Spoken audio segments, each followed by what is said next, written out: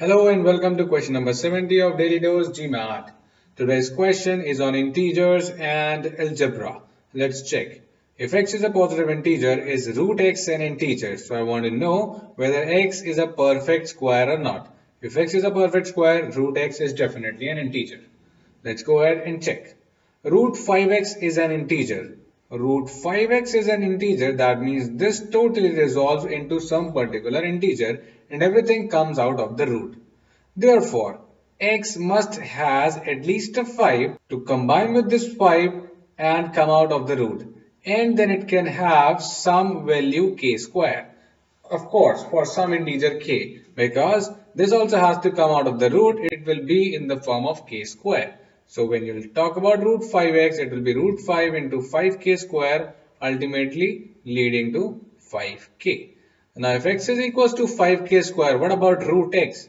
Root x is equals to root of 5k square and hence k root 5, which is definitely not an integer because 5 will be left inside the under root.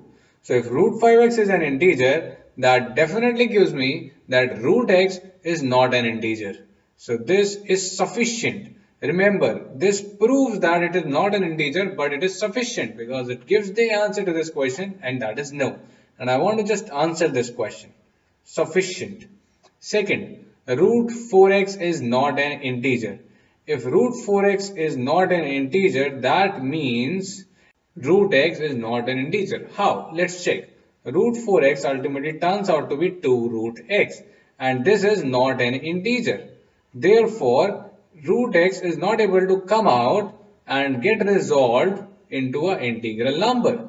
So root x is definitely not an integer. Otherwise, this entire number, root 4x, would have been integer.